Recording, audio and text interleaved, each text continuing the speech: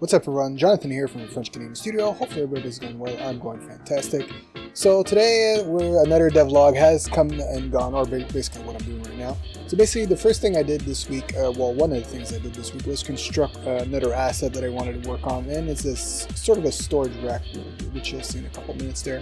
So basically I wanted to do a sort of a concept, what you see in an industrial setting where you got racks where you can adjust the heights. That was the beginning project because I wanted to make it look as realistic as possible, but right now basically what I'm doing right now is actually doing level adjustment, like holes for where the pins would, where the shelves would go, and different adjustments you're able to make.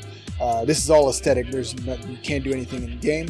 But one problem I ran into is there was too many. If you know game development, there was too many faces for this little asset that you see maybe once or twice in the game. So I didn't want it to be like so many of them present, too many faces present in the game.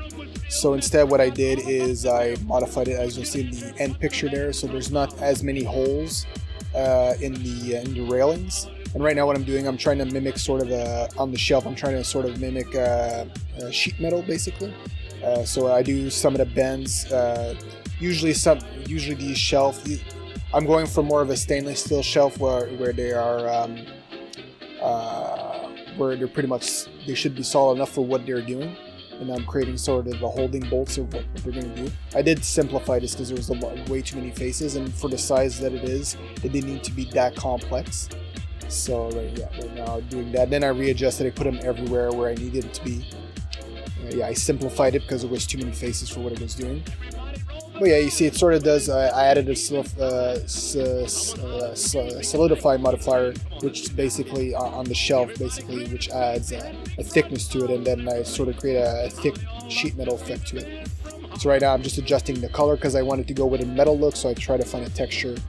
The one I wanted to, so I go with a brush one, which is more, feels more industrialist for what I'm doing. And then after that, one thing I was trying to adjust while I was doing that is basically trying to get all the brushing into the same direction. So you see the side here it doesn't follow the rest of the metal.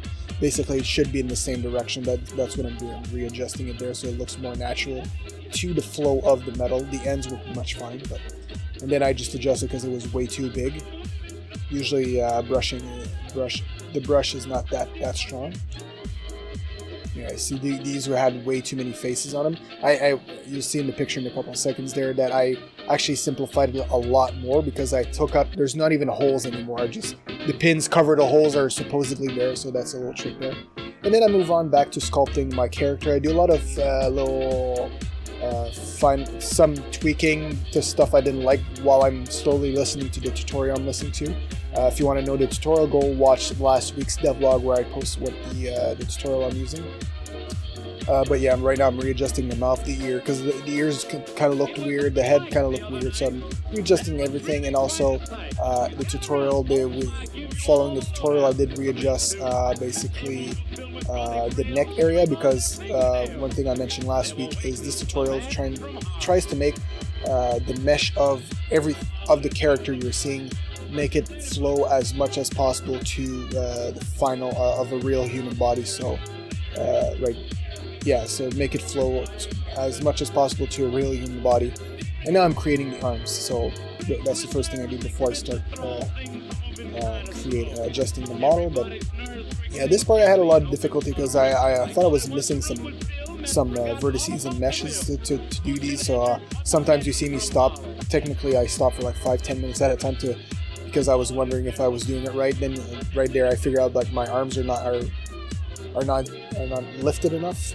Usually you see the way my reference in the back is sort of T-posing, but the tutorial I'm following doesn't do a sort of a T-pose, so I'm just like I just screw around and readjust it a bit more than I want. I'm doing it as much as the tutorial as possible. And right now I think pretty much I start adjusting the neck. Yeah, I'm just smoothing out that's where I start screwing around with the mesh a bit more. Doing this, it requires a lot of just finicky little adjusting of the mesh so it looks as natural as possible. Right now I'm trying to adjust the mesh the way he's doing it in the tutorial, but there's like I feel like I'm missing something. That's why I stopped for a long period of time, just doing like more looking at it.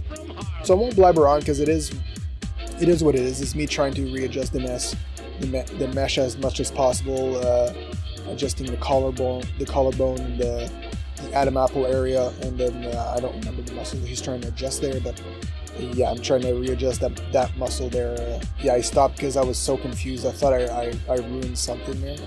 So yeah, I continue adjusting the neck area the way I'm trying to do that muscle, and I don't remember I mean, he's mentioned like 15 times in the span of 5 minutes in the tutorial, but yeah, that's what I'm just trying to do to adjust the mesh according to the muscles in the neck. Basically, the way it was mentioned in the tutorial, that he's trying to basically the face and the neck area will be the one with the most detail. The rest of the body, I don't know if I'll spend so much time readjusting the mesh to meet muscle, because the character will be dressed most of the time. But I'll stop blabbing on. You'll watch the rest of the video. It's pretty much me adjusting the mesh and finicking around with the pectoral muscles. And yeah, you'll see that in a couple minutes. So thanks so much, guys, for watching. Go follow me everywhere, MeTime Gamer, Twitter, Twitch. Sorry, it's not MeTime Gamer. That's my other channel, but you can go watch that where I try to stream a couple times a week or a month. But yeah, go follow me everywhere. French Canadian Studios, FRKN Studio on Twitter, and pretty much French Canadian Studio everywhere else. And if you would like to support the channel, go do so at patreon.com/French Canadian Studio, where you can get these devlogs 1 week early, screenshots earlier, get your name in the game, and so many more details. Go check it out on Patreon. You'll see everything that you can get when you become a patron there. So thanks so much, guys, for watching, and I will see you in the next one. Keep it on.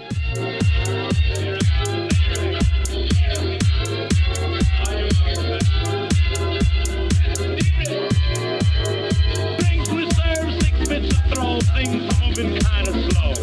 Everybody's nerves were getting jumpy. You know, people thought of privilege like all at once the room was filled and forgot all about the bill. Who should enter but the man from Holland?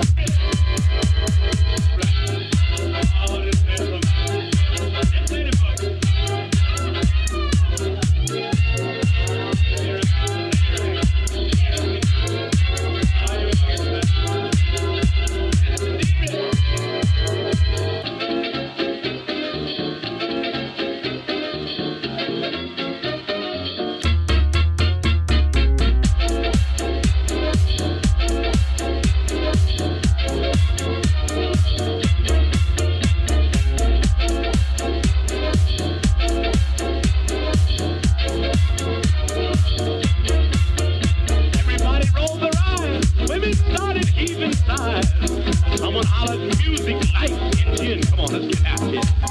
Everybody cleared his space. They had big broad smiles on every face. How they all love to see the man from Harlem.